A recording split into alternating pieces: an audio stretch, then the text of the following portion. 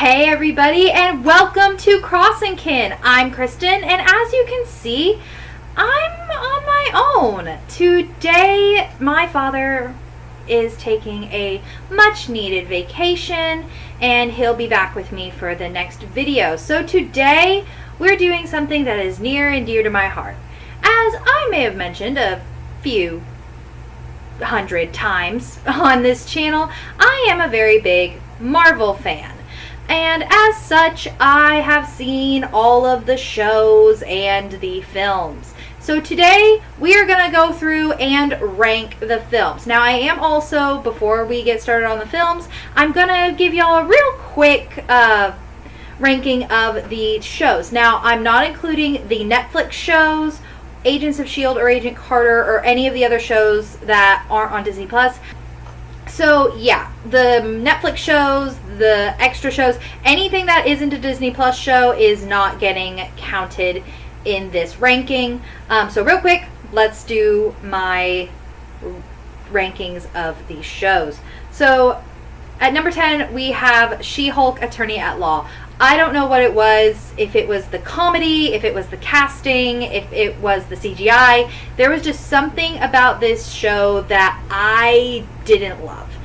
It was fine for what it is, but it isn't that much. It doesn't have a lot. Now, there are a few things it set up. Obviously, it brought in Daredevil after he made his MCU debut in Spider-Man No Way Home.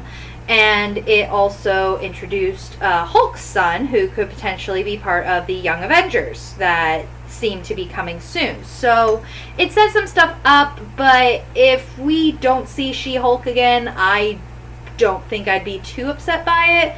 But I will say that the lady who played She-Hulk is very good. The show wasn't really for me. Up next, we have Secret Invasion. The cast was phenomenal. I love the cast. It was a super slow show that really didn't pick up until the last two episodes. I don't appreciate the characters that they killed off.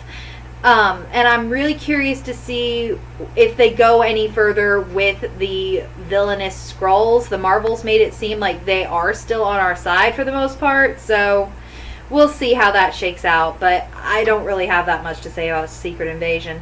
Up next, we have Echo. Echo kind of suffers from the same thing as She-Hulk. It's fine for what it is, but what it is isn't very much.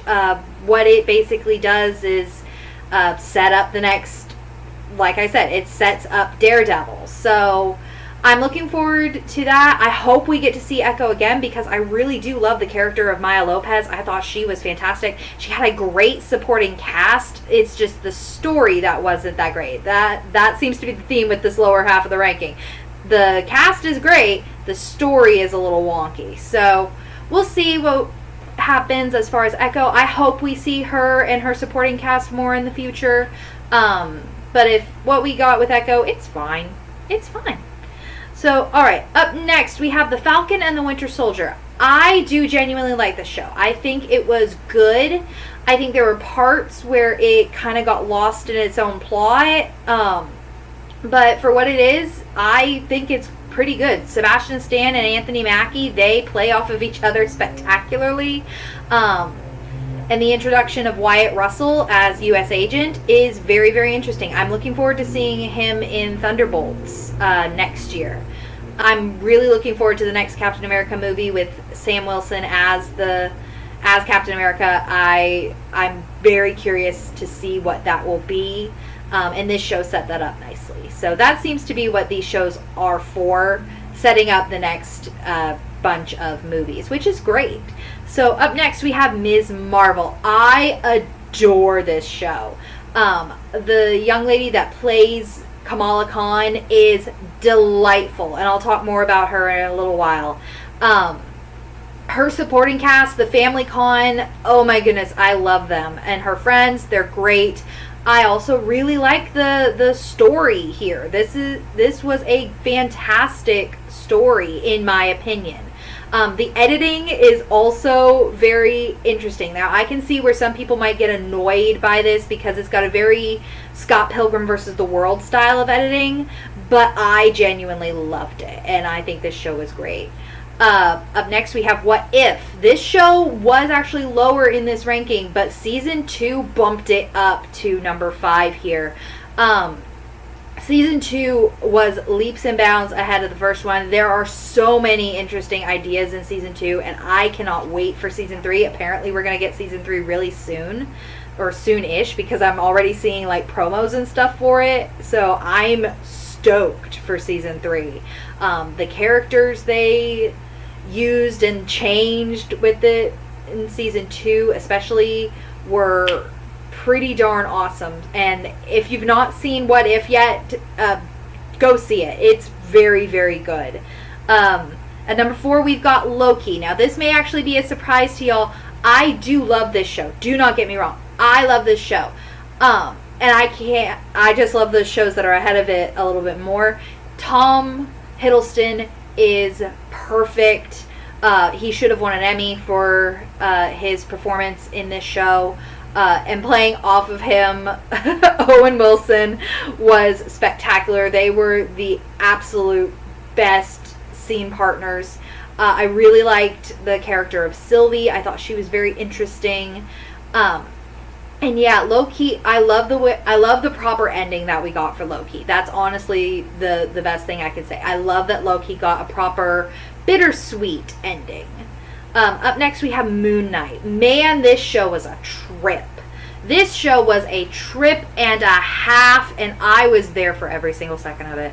Oscar Isaac is spectacular. He makes Mark Spector and Stephen Grant two very distinct characters, and it's just astounding to me how well he did this without it becoming campy or any more bizarre than it already was.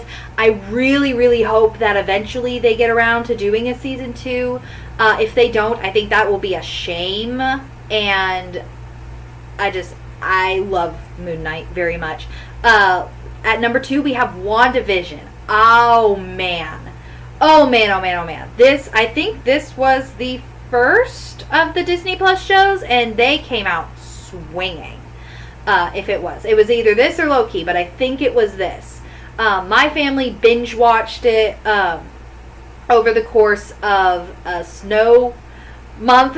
We were kind of snowed in for a month, so we binge watched WandaVision. And oh man, the tribute to old sitcoms and then just the breaking down of Wanda, it is amazing. And it sets up a lot as well. Agatha's show, which keeps on getting a title change, so I'm not even going to attempt to guess at what the show is going to be called, but Agatha Harkness is getting her own show, as well as Vision. White Vision is supposedly getting his own show at some point.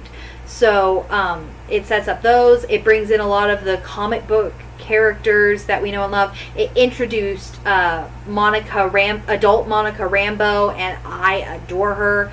It brought in Darcy as well as Jimmy Woo and put them together with Monica and had them form an actually pretty awesome team. I'm not gonna lie. I would watch a whole show of Darcy, Jimmy, and Monica just chasing weird anomalies across the MCU. I think that'd be amazing. But yeah, as well, what Wanda's mental state has also been like diagnosed and dissected, so I'm not going to get into all that. But Elizabeth Olsen does an amazing job conveying Wanda's grief and her denial and all of her coping mechanisms throughout this show, and it is just astonishing. And finally, my favorite MCU Disney Plus show is Hawkeye.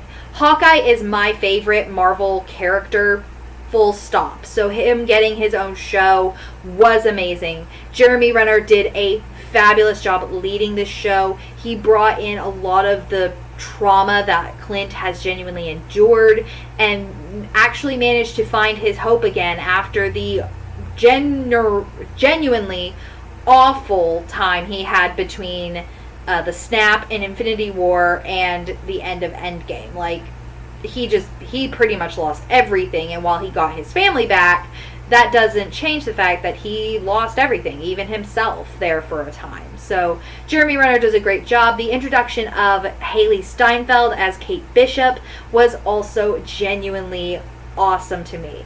All of the side characters, the introduction of Maya Lopez, the reintroduction of Kingpin. It's actually his proper introduction into the MCU, as played by Vincent D'Onofrio. Florence Pugh having her couple of episodes, I believe it was 2 there at the end. It might have been 3. I think it was 2 though. And then it all being said at Christmas. It's a Christmas show. Oh man, there's so much good about this show that I do not think I can fit it all into one video. And besides, we have a lot more to get through. So yes, Hawkeye, the absolute best Disney Plus show from Marvel.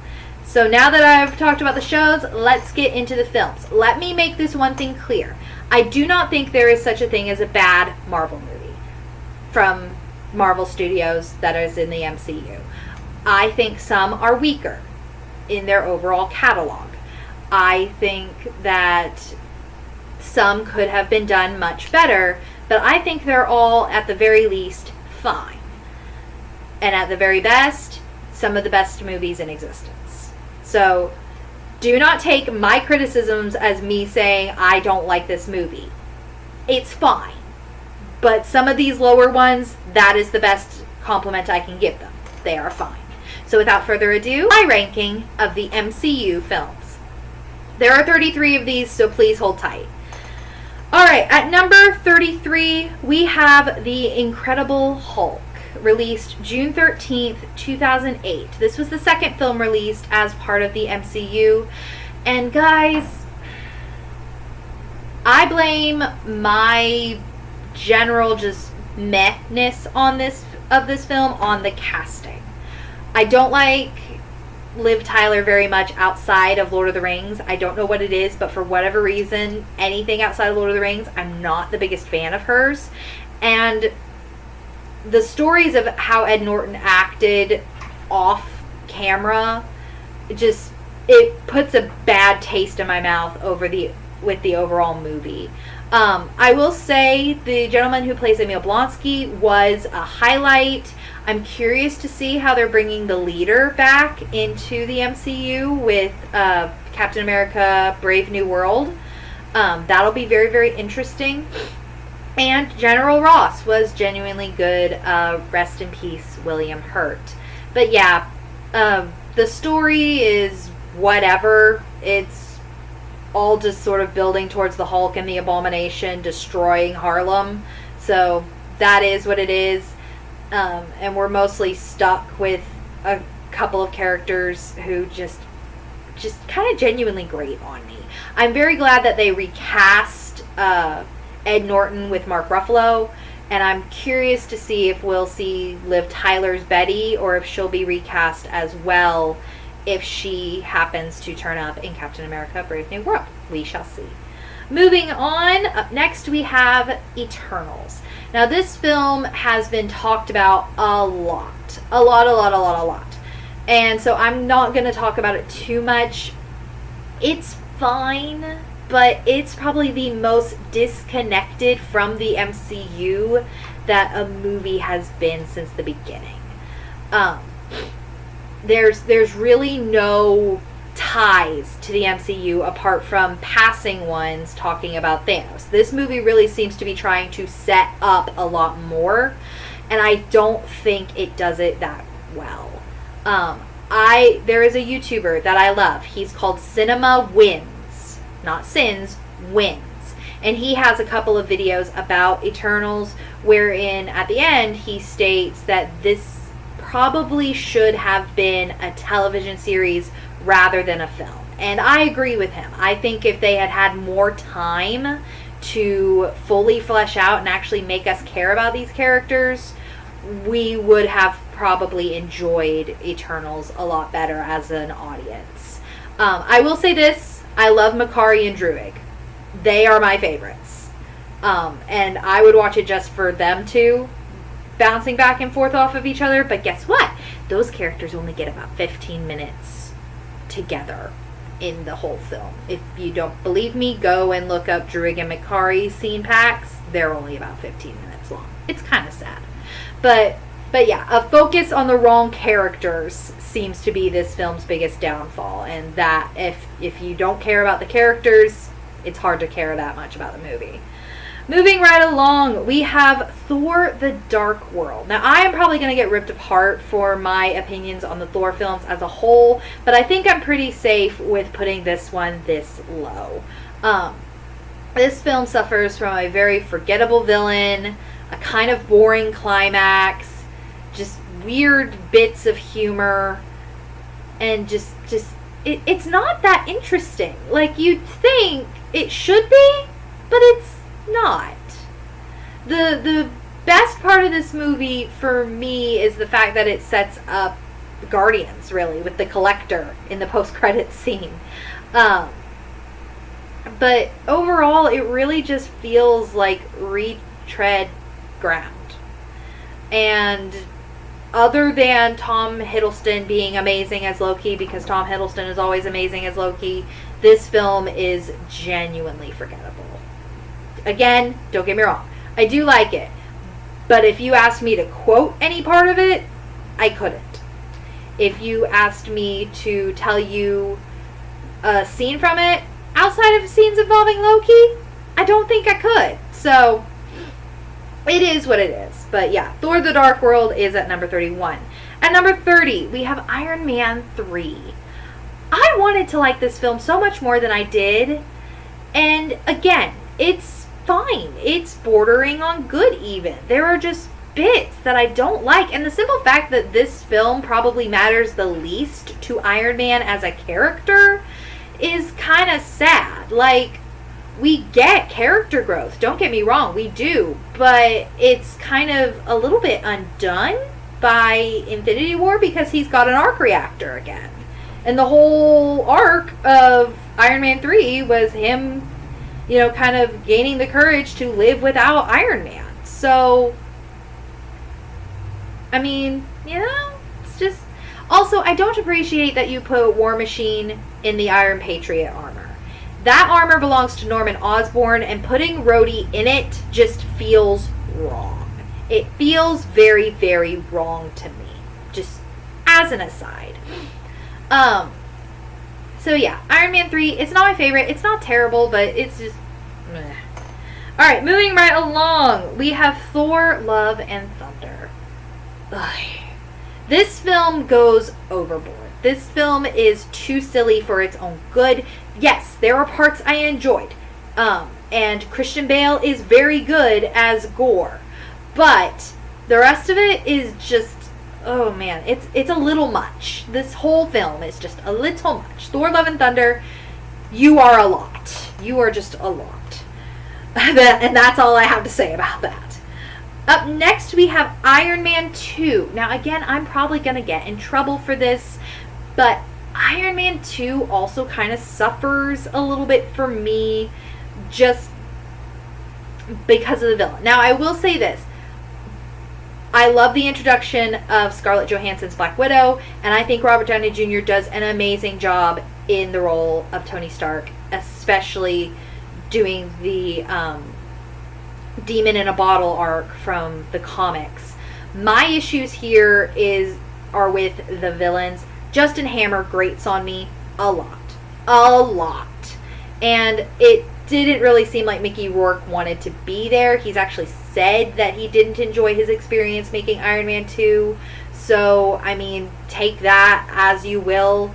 But yeah, if the villains were stronger here, I think I would have enjoyed it more. But as is, it's pretty good. It's pretty alright. Robert Downey Jr. knocks it out of the park, and I love the expanded role that Happy Hogan got in this film. That's another issue I have with Iron Man 3. They hurt Happy. Don't hurt Happy. Stop hurting Happy, Marvel. Just stop it.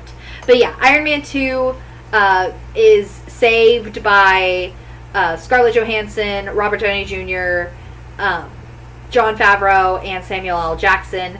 Not so much everybody else. Alright, moving right along, we have Thor, the first one. Marvel seems to be struggling with high fantasy. Like, have you noticed that? Marvel, when it tries to be a high fantasy, like swords and shields type fantasy, it kind of struggles. And a lot of Thor is a swords and shields type thing. I mean, obviously we get to the modern day and have the whole fish out of water thing and all that jazz, but the swords and shields and the hero's journey of it all, that seems to be a little bit harder for the MCU. And Thor, for as good as it is, it still struggles. It's slow in a lot of places. And if it wasn't for Tom Hiddleston and Chris Hemsworth being such genuinely good actors, I think this film would have failed. Now, there are a lot of great things in this movie. Don't get me wrong. Again, the casting, chef's kiss. No notes. It is phenomenal. And a lot of it is good. There are just parts where it's just like, come on, let's go. We don't need all of this very slow burning explanation. Just come on, continue, just move. But again, if it's not been made clear, Thor is not my favorite of the MCU heroes, so that also kind of has, a tendency to make his movies less enjoyable for me. Like I said, Thor's a good film. It is. But it's not my favorite. Up next, we have Thor Ragnarok. This one was better. I enjoyed this one much more. Taika Waititi did a great job with this. He found a good balance. Having Mark Ruffalo there also helped to kind of ground all of the absurdity that was there. And that's probably what was missing from Love and Thunder. We didn't have any form of grounding wire. But yeah, Ragnarok is very good. Cate Blanchett did a phenomenal job as Hela. My biggest issue is what they did to the Executioner. As far as, like, just character stuff goes. I don't appreciate that Scourge the Executioner was made a buffoon. Like, I love that he got redemption. I love that you didn't make Karl Urban the straight up bad guy, but come on. Scourge the Executioner is one of the most intimidating people in the Marvel canon, and you made him a joke. I don't appreciate that. You could have had him and Cate Blanchett be the Enchantress and the Executioner and pretty much done the exact same thing. And just had him be a little bit more menacing and more terrifying. But you know what? Beggars can't be choosers, and Cate Blanchett did a phenomenal job as Hela, so I can't really complain that much. Up next at number 25, we have Ant-Man and the Wasp: Quantumania. Guys, this movie just is weird. And it's not weird in a way I normally like my weird. The cast is still great. This is the third film with this cast, so they're all seasoned and know exactly what to do. Catherine Newton is a fine newcomer. I think she needs a better script. If she's going to stay as Cassie, she needs a better script to work with. I know that she is a decent actress. She needs a better script to work with. And I did genuinely like Kang as the villain in this. It's just, I don't know what to do with this movie. And, like, there are parts I genuinely love. There are parts I'm like, get on with it. And I just don't know where it falls. So, I guess it falls here at number 25. Alright, up next we have Black Widow. I was so excited for this movie. This poor movie got delayed so much because of COVID, and it finally came out into the theaters, and I was stoked for it, and it was good. Part of my issues when I first saw it was that we didn't have a great theater experience with it. We were in a hot, stuffy theater, and it was just oppressive. It felt very oppressive in that theater, so it was harder to enjoy it. Once we watched it at home, I liked it much better. This actually came up a few rungs as I was making my list after our most recent MCU rewatch. I love Florence Pugh, Rachel Weisz, and David Harbour in this movie. I love them so much, and they are a great supporting cast for Scarlett. Scarlett, I think, does some of her best work here, and it's a genuinely good movie. My issues with some of this movie, it's got a bit of wonky CGI, and it's a few films late. This movie should have come out after Civil War, not after Endgame. This should have been immediately following Civil War. Or at the very least, right before Infinity War. This should have been what led into Infinity War, in my opinion. I think it is a very good movie. I think it was a great send-off for Scarlett. But I think if this movie had been moved to where it more better fits in the chronology, it might have sat a little better, rather than me feeling genuinely deeply sad through most of it, because she's dead. Spoilers. She's already dead. So there's no tension. We're not really that worried about her because we know she's got to go meet her fate in Endgame. So I will say this, the post-credit scene sets up Hawkeye, so that also helps it, because as we've established, Hawkeye's my favorite of the MCU shows, so that does help it a little bit. Alright, up next, we have Captain Marvel. Okay, so this movie also kind of jumped up recently in my ranking because of our most recent MCU rewatch. It's good. This is a good movie. I don't know why people hate it. I don't understand. It's good. It's fun. I will say Brie Larson in this first movie is a little wooden. She is a little wooden for most of it. She gets there. She gets through it. She finds her groove eventually, but it's near the end. But she's helped tremendously by the phenomenal supporting cast. Samuel L. Jackson, we had Clark Gregg make his MCU return, and the introduction of Bill Mendelsohn as Talos is... And because of this movie, we also got Monica Rambeau in WandaVision. So, yay! This movie is genuinely good. I don't see why Captain Marvel gets so much hate. I like it very, very much. Alright, coming in at number 22, we have the original Iron Man. I am going to get torn apart for putting it this low, but guys, there are some of these MCU movies that I just genuinely love with all my heart. And while I do love Iron Man with all my heart, I love some of these other movies a little bit more. This is the movie that launched probably one of the most successful franchises in Hollywood. This is the movie that started it all, and we pay proper respect to this movie. Again, casting, great. Story, fantastic. The villain is a little so-so, but you know what? It's fine.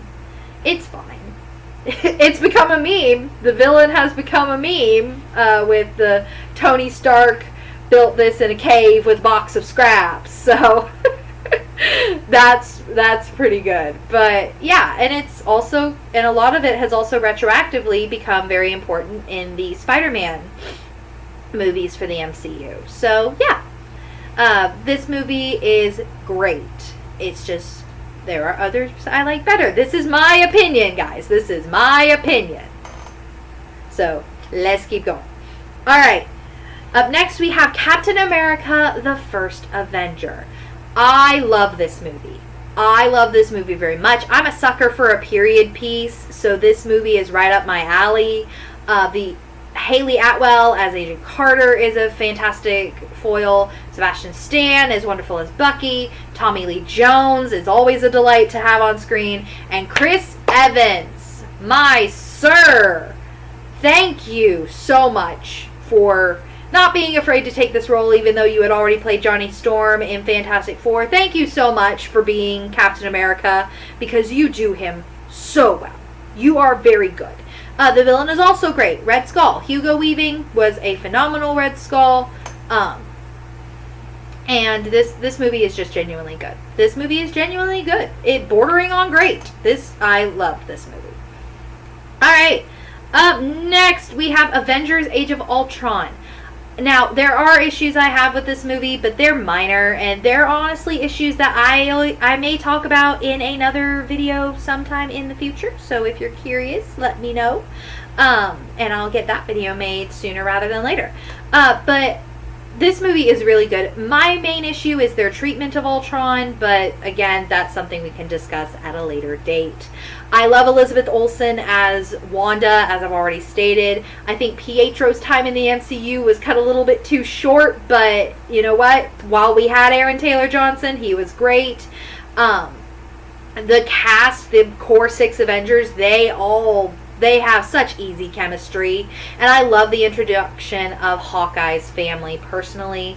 And honestly, this movie has become the linchpin for the rest of the MCU, because without Age of Ultron, we wouldn't have Civil War. Without Civil War, Infinity War would have played out so much different. So, thank you, Ultron. Up next, we have Black Panther: Wakanda Forever. The passing of Chadwick Boseman made this film a hard one. It is genuinely hard to watch because you know this whole cast was just going through it as they were filming. They all do an amazing job. Letitia Wright is excellent as Shuri. Angela Bassett is a queen. Angela Bassett should just play queens from now on because she is one. Like, let's just give her crap. Angela Bassett is the absolute best. Winston Duke as M'Baku, I love him with all my heart. And I'm sorry, I cannot pronounce her name, but the woman who plays Okoye, I genuinely love you as well. The introduction of Namor, they pronounce it both ways in the movie. I'm genuinely not sure how to pronounce it. So I'm going to go with Namor because that's his name in the comics. Namor is fantastic. I think he's going to be very interesting going forward in the MCU if we use him more. I hope we do. But yeah, this movie as a tribute to Chadwick does its job very well. The reason this movie isn't higher is because I don't like movies that make me sad, and this movie does make me sad. So, moving right along, we have Ant-Man and the Wasp. I love this movie. I know this movie gets looked at with like a bit of a side eye, but I love this movie. It's so much fun. The introduction of Jimmy Woo is a riot. Hank and Janet are precious together. Michelle Pfeiffer is a great Janet, just as an aside. Paul Rudd and Evangeline Lilly have such easy chemistry. The little girl that plays Cassie is just adorable. I love her. This whole movie is great, and I mean, it didn't need the dumb villain. It really didn't. We had enough conflict with our characters. We didn't need Walton Goggins there at all, but you know what? We had him. It's fine. It's whatever. So, yeah, this movie is good. I like it a whole lot. And I think it's just precious. Alright, up next we have Guardians of the Galaxy Volume 2. There was something about this movie that some of its jokes just didn't land for me, and that's really my only issue. Some of the jokes just didn't land. Everything else about it is great. Soundtrack's great. Cast, great. Villain, yes. Just, this movie, this whole cast. Yondu, oh my baby, he's Mary Poppins, y'all, and I love him. I love him so much. Yondu's character arc just makes me happy, so happy. I wish the MCU would stop killing him, though, because we've killed him twice now, once in this and once in What If. Stop killing Yondu, I don't appreciate it. So, but yes, Volume 2 of Guardians of the Galaxy is genuinely amazing. Up next, we have the original Black Panther. Everybody was very curious about what this movie would be after Civil War, and honestly, it's fantastic. Michael B. Jordan is an excellent villain. The whole cast, I've already given their credits. They do a phenomenal job of establishing their characters in this. I love the brother-sister between T'Challa and Shuri. And again, Angela Bassett, you are my queen. I love you with all my heart. Martin Freeman is also very, very good in this movie. I love him as kind of our kind of antagonist, but also kind of friend. Like, he's kind of a frenemy in this first movie. Andy Serkis is also amazing as Claw in this. And it's a fun ride. It's a great ride. It's a great movie. It deserved its Oscar nomination, and I think this was the first Marvel movie that won an Oscar. So I think it was for Best Ensemble Cast. So, well done, Black Panther. You are a great movie. Moving right along, we have The Marvels. Now, we've already talked about this movie on Cross and Kit, so I'm not going to spend a whole lot of time on it. Check the card up here to see where we already talked about it a little bit. But yeah, The Marvels is fun. It is so much fun. And after all of the very serious MCU properties that we've had lately, we needed this fun. The ladies play so well off of each other. Teyana Paris, Brie Larson, and Iman, I cannot pronounce your last name, I'm sorry. They play so well off of each other. So well. It's so delightful watching them. And yes, people get annoyed by the musical planet. You know what? I like musicals. So that planet was like heaven for me. Just a little bit. Just a little bit. It's a place I like to visit. Not sure I want to live. But this movie was just a fun ride. Again, the family con was so much fun. Nick Fury seemed back to his old self. Like, everything was firing on all cylinders in this movie, in my opinion. And I think people judged it way too harshly. As of the recording of this video, it is kind of getting a second life on Disney Plus. So go watch it on Disney Plus if you've not seen it. Up next, we have Doctor Strange. You remember how I said Moon Knight was a trip and a half? Well, this movie is 2 trips. This movie is all the trips. Like, woo, boy. This movie is something else. Benedict Cumberbatch leads the film spectacularly. I love his back and forth with Baron Mordo. Wong is a prince. I love him. Please never hurt Wong, MCU, okay? Just no more hurting Wong. Don't hurt Wong anymore, ever. Okay? Cool. Let's just not beat up Wong ever again. I love him so much. The story is great. Benedict Cumberbatch really does a good job of conveying Stephen's struggle and a bit of growth. And I'm curious to see where he'll go from here. And speaking of where he went from there, we have Doctor Strange in the Multiverse of Madness. This movie, man, this is as close to a horror movie as I ever intend to get. Elizabeth Olsen makes her full villainous turn, and boy howdy, is that fun. I'm glad she does seem to get a bit of redemption at the end, and I'm still thinking she's not dead. I refuse to believe that she's dead until they have a whole funeral and show until the MCU shows me a body. I refuse to believe the character is dead. Okay? Until we see Wanda's body, she's not dead. Personal opinion. So, yeah. America Chavez is a great addition. I'm curious to see what they'll do with her. I'm thinking she'll wind up in the Young Avengers, but that remains to be seen. Yeah, Doctor Strange as a character is being weirdly written right now. Like, he doesn't seem to be really learning or retaining anything, but we'll see how that goes.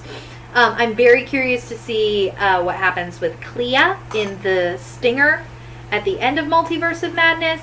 Once again, Wong, you are a prince. You are amazing. I love you with all my heart. And I was so happy when we walked into the other dimension. And not only did we get Captain Carter from What If, we got Black Bolt from the Inhumans. We got Baron Mordo with dreadlocks. We got Captain Marvel, as played by Maria Rambeau. And we got Mr. Fantastic, played by John Krasinski, and the crowning achievement, Patrick Stewart, Sir Patrick Stewart, rocking up in the yellow wheelchair from the 90s X-Men cartoon with a little da-na-na-na-na intro music. Yes, please, all day long. Do it more. Do that some more, MCU. Just Keep it coming for me, okay? Thank you. Thank you very, very much. All right, we are up to number 12. And we're trucking right along. We have Guardians of the Galaxy Volume 3. This movie is a little bit bittersweet for me. Don't get me wrong, I genuinely love it. The Rocket story makes me deeply emotional. And this movie probably has more emotion from this cast than we've seen ever. So, well done. The ending with Florence and the Machines, the dog days are over. Oh man, I nearly started crying right there in theaters. I'm curious to see how we're going to get Star-Lord back with the Guardians. The additions to the cast are phenomenal. I genuinely love Will Poulter as Adam Warlock. The villain is terrifying to me. I love that Kraglin and Cosmo have this little back and forth of, take back, you called me bad dog. Take it back. And he's like, nope, take it back. I capitalize on that relationship some more, MCU. Please and thank you.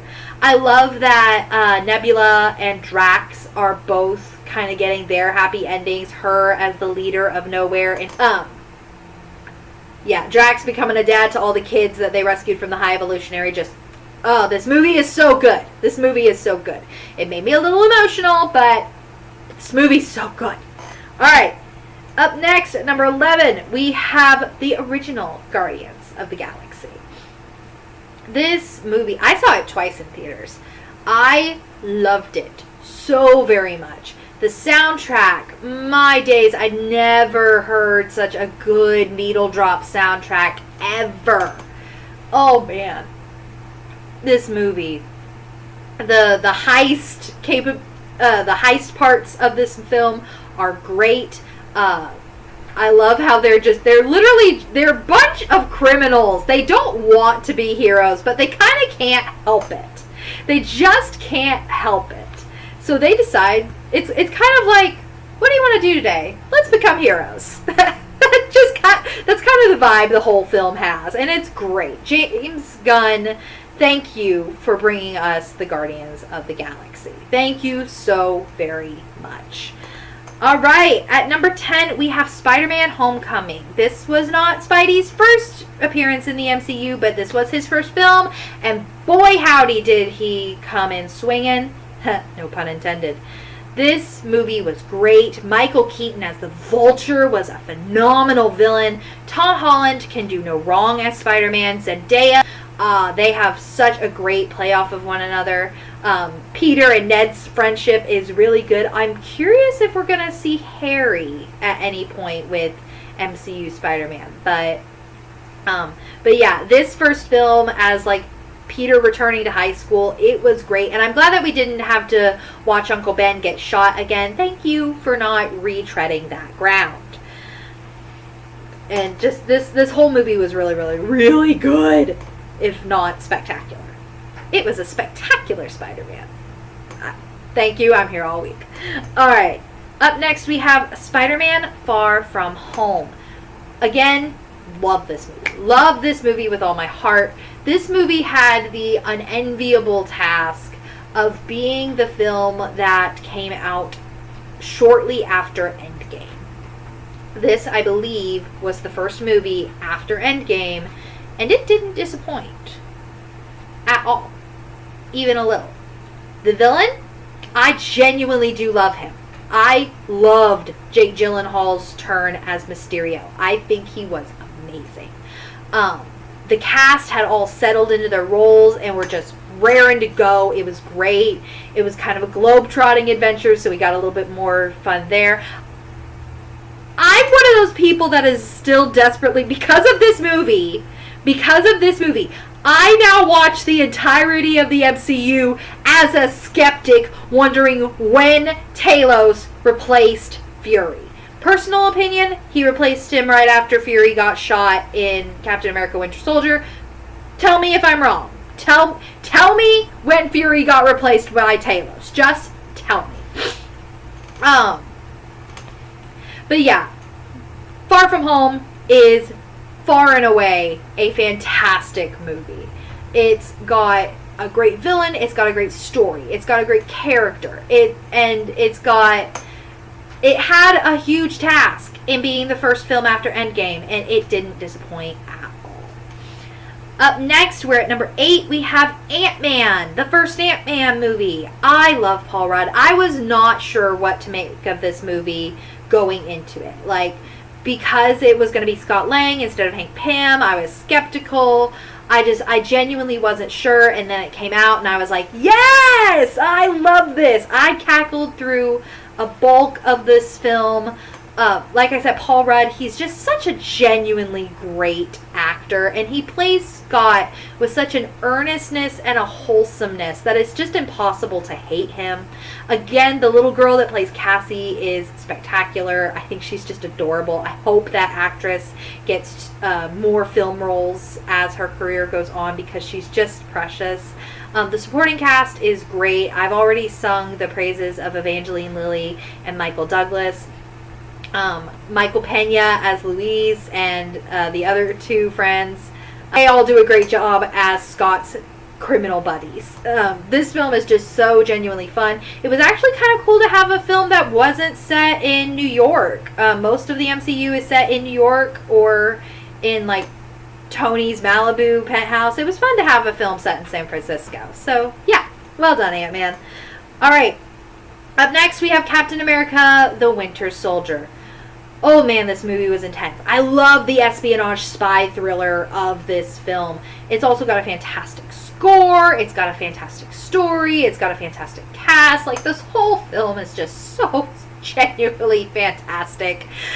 It also did Marvel's Agents of S.H.I.E.L.D. dirty by pulling its whole premise out from underneath it. But you know what? That show is not canon, so who cares? I care very much that show is not canon. It makes me very sad. But anyway, Winter Soldier is a great movie. Sebastian Stan and Chris Evans have such a believable friendship. The introduction of Anthony Mackie as Sam Wilson and slash Falcon is just so good. Scarlett Johansson and Chris Evans also play super well off of one another, and it's so good. It's so good. It's so good, you guys. Oh man, I love Winter Soldier. Winter Soldier is great. Up next, we have Avengers Endgame. Now, I have already stated, I don't like movies that make me sad. This movie makes me very, very sad. Do not get me wrong. I was nearly beside myself. I was cheering like nobody's business during the portals scene. It was all just so much. It was everything I wanted. This movie was the culmination of 10 years of Marvel. And it was every hero. It was everybody. It was just so good. It was so, so good. It was such a great send-off to Robert Downey Jr. And just, oh man, everybody was at the top of their game. It's just, words have not been invented for how epic this movie was and is and always will be. This movie is great. Up next, we have Shang-Chi and the Legend of the Ten Rings. Holy smokes, I did not believe I was going to like this movie as much as I did, and it is sitting pretty at number 5 in my MCU ranking. I love this movie. Simu Liu and Awkwafina, you guys need to be in more films together. You have such a good chemistry. Y'all make such good friends in this film. The villain, also perfectly believable. I buy him. He's a sympathetic villain. I love him very much. And yeah, the weird dragon thing is whatever, but you know what? I don't care because this movie was so stinking good all through the whole thing. The return of Ben Kingsley as Trevor was also amazing, and his relationship with the little creature. I don't remember the creature's name, but the little creature, wasn't it like Dave or Craig or something like that? Tell me in the comments. But his relationship with the little creature was adorable. This movie, it blew my mind when I first saw it. The fight scenes were great. The acting was great. The story was so good. I love this movie with all my heart. I very, very, very much love this movie. Up next, we have Spider-Man No Way Home. In the same vein, this movie could have bombed. This movie could have been awful. This movie was taking a lot on with it, and it knocked it out of the park. Benedict Cumberbatch and Tom Holland do a great job. The return of Toby and Andrew. Please, please, please, all day long, do more. Do more. Sony, do more. You and Marvel Studios, you need to bring Toby and Andrew back to the MCU. It was so good. I want a what if from somebody as to what happened once everybody went home. Like, I want to know what happened to the other characters once they got to go home, because they were set up to have perfectly happy endings. So, somebody tell me what happened once everybody went home. It is a little heartbreaking at the end when, he doesn't go to MJ and Ned and tell them who he is. But I get it, and I'm really curious to see what'll be the next Spider-Man. If we'll finally get Harry and Norman, or if we're just going to be dealing with Peter on his own. So that'll be interesting, to say the very least. This movie could have imploded, and instead it exploded into a very beautiful array of greatness, and I loved every single minute of it. All right. Up next at number 3, we have Captain America Civil War. Introduced Spider-Man, introduced Black Panther, brought Hawkeye in, did the comic book arc justice, gave us a really good reason for them to be fighting, unlike another superhero movie that came out around the same time. Was just so good. Gave us great. It brought back so many people. It brought back General Ross. I guess he was Secretary Ross by that point. Like I said, it introduced MCU Spider-Man as well as T'Challa. Tony and Steve had been building towards this since Age of Ultron, so it was great to see that culmination. And it was so good. It was so very good. There were panels from the comic in this thing. They made a live-action panel from the comic. It's amazing. And just where it went from there, it's just, it's so good. It's so good. Oh, it's so amazing. I love Civil War. I love it, I love it, I love it. Alright, at number 2, The Avengers. The Avengers proved that the MCU was a success. The Avengers came together and did what nobody thought they could do. They made a great, genuinely perfect, fantastic movie. They had a fantastic villain with Loki. They introduced Thanos. Everybody played so well off of each other. They genuinely made me sad when they killed off Clark Gregg's Phil Coulson. And it's just, it's so good. It's so good. This was my first ever midnight movie. This was a movie that I begged my father to take me to go see as a midnight movie. And he did, and I loved it. And I just remember screaming in the theater with all of the other MCU fans, just genuinely thrilled that something I'd waited for since the first Iron Man came out had come to fruition. And it's just so good. And finally, my favorite MCU movie, Avengers Infinity War. This movie was the most highly anticipated thing ever. Like, it was the most viewed trailer for a very long time, until Endgame, and then until Spider-Man, and now Deadpool 3 has also broken that record. But nobody was touching it, and nobody has touched it except for other Marvel movies. It's not what I expected at all. I knew it was originally 2 parts, so I knew we weren't going to win. I didn't think we would lose so devastatingly. I was not expecting the utter gut punch ending. I was not expecting them to kill off Gamora. I was not expecting Thanos to genuinely chill me. I was expecting none of this movie, and because of that, I got everything I ever wanted from it. This movie has heart. It has drama. It has comedy. It has everything I've ever wanted. And even though my favorite character isn't in it, I still think it's the best MCU movie ever. By far. And I'm not sure if anything will ever top Infinity War for me. I'm one of those people, I go to the movies to have fun. I don't go expecting much. And because I don't, I'm always blown away when a movie is as genuinely great as Infinity War was. And I'm so glad that Marvel had the guts to make it like this. To not let the heroes win by a margin, or make it, oh yeah, the bad guy got away, we'll get him next time. No! He decimates half the universe and kills almost all of our heroes except for 10? Don't only 10 of the people we know make it through? That's traumatizing. They also killed Vision, which was also traumatizing for me because I love Paul Bettany very, very, very, very much.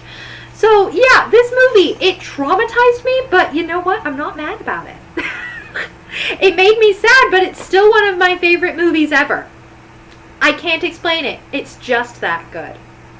There you have it, guys. My personal ranking of the MCU films. What do you think? Was I super off? I'm sure you guys all have your own opinions as to where these films should land.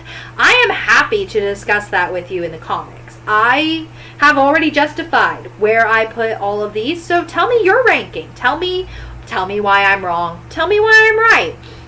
Tell me who your favorite superhero is. Email me at crosskin6496@gmail.com and we can have a whole beautiful conversation about it. I love Marvel. I am always going to love Marvel. I cannot wait for the upcoming MCU movies.